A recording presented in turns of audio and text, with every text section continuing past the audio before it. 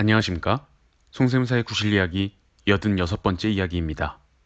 원래 5월 초에 올리려고 했던 컨텐츠인데 너무 바빠서 제때 소개하지 못하고 시기상 적절하지 않은 내용이긴 하지만 세법이라는 게 따지고 보면 매사에 유용한 것이어서 신고 기한이 지났어도 수정신고, 경정청구 등의 기회가 있을 수 있는 만큼 소개하고자 합니다.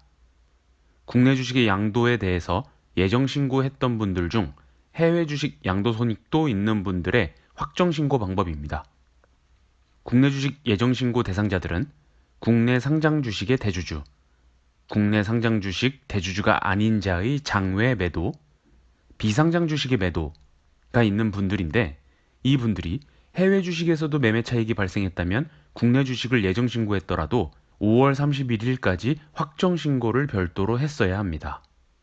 올해 진행해 보니까 예상대로 어떤 고객님들은 어차피 기본공제 250만원 차이인데 국내 주식 신고서는 뭐하러 제출하라고 하냐. 그냥 해외 주식에서 250만원 공제 적용하지 말고 신고해달라 라고 하시던데요.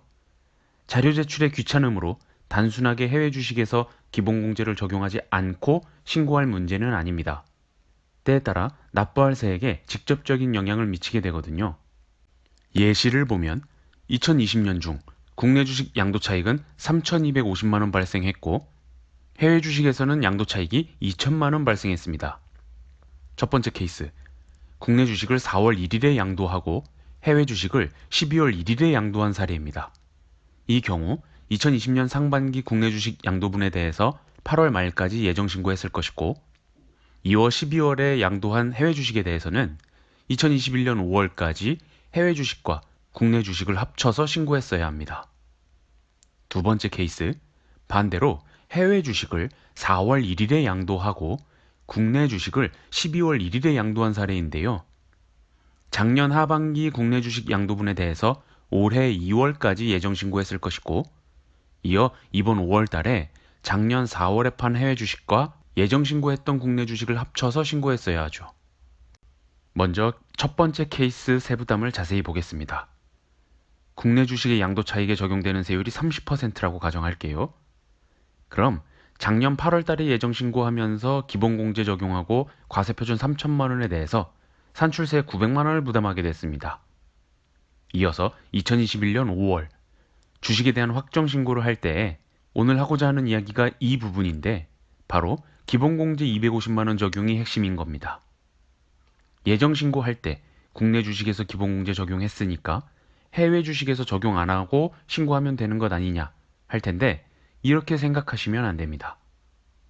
양도소득 기본공제 250만 원은 법률에 먼저 양도한 자산에서 적용한다라고 되어 있습니다. 즉, 국내 주식, 해외 주식을 불문하고 4월 1일과 12월 1일에 두 번의 매도가 있었다면 이 중 4월 1일에 판 주식에서 기본공제를 먼저 적용해야 하죠. 우리 사례에 적용하면 국내 주식을 먼저 양도했으니까 국내 주식 양도 차익 3,250만 원에서 기본공제 250만 원 적용하고 과세표준 3천만 원에 세율 30% 적용하니까 산출세액은 900만 원입니다. 그리고 해외 주식 양도 차익 2천만 원에는 기본공제 적용 못하고 세율 20% 적용하면 400만 원 계산됩니다.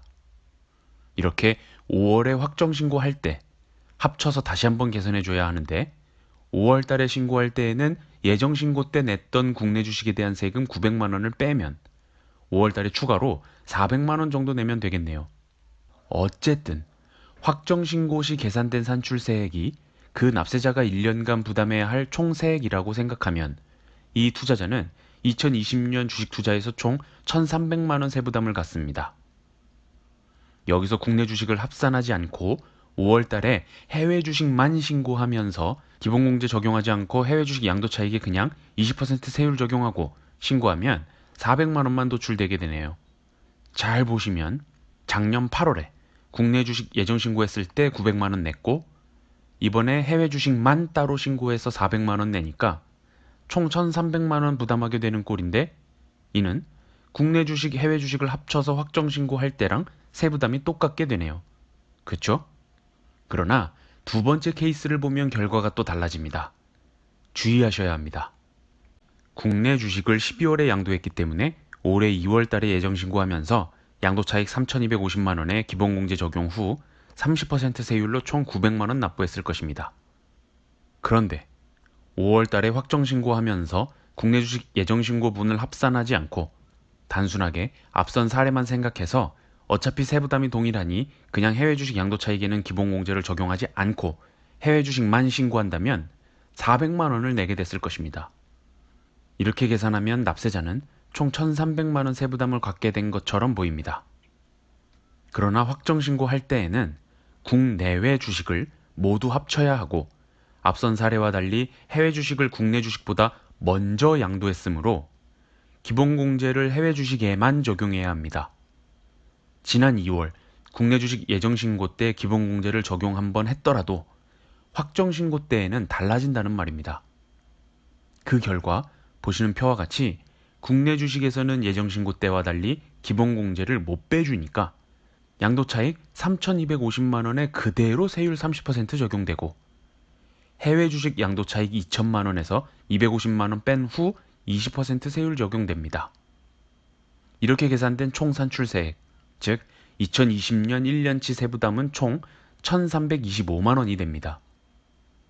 해외 주식만 신고해도 되는 줄 알고 5월달에 기본공제 적용하지 않고 단순하게 계산하면 1년치 세부담이 총 1,300만 원으로 계산되는데 세법에 따른 정확한 확정 신고를 하게 되면 1,325만 원의 세부담이 발생하므로 국내 주식 합산을 깜빡하거나 귀찮다고 해서 첫 번째 케이스와 같이 해외 주식만 신고하게 되면 25만 원만큼 과소신고가 되는 것입니다.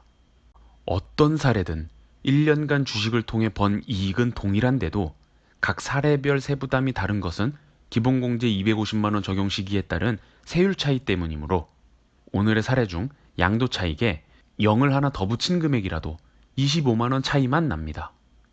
따라서 그 정도야 뭐 나중에 가산세 붙여서 세무서에서 추징돼도 큰 부담 없겠네 하실 수 있겠습니다만 국내 주식에 대한 세율은 10%, 20%, 25%, 30%로 다양하게 있고 해외 주식은 10%와 20%로 되어 있어서 특수한 사례에 따라 오늘의 예시보다 25만 원보다 더 큰 세부담이 발생할 수 있다는 점과 세법에 맞지 않는 신고를 한 경우 세무서에서 연락을 받게 되고 어차피 다시 정확하게 확정 신고 방법으로 국내외 주식을 합쳐서 신고해줘야 한다는 점을 생각하면 양도 시기에 따라 기본공제 적용해야 하는 문제를 반드시 고려해줘야 합니다.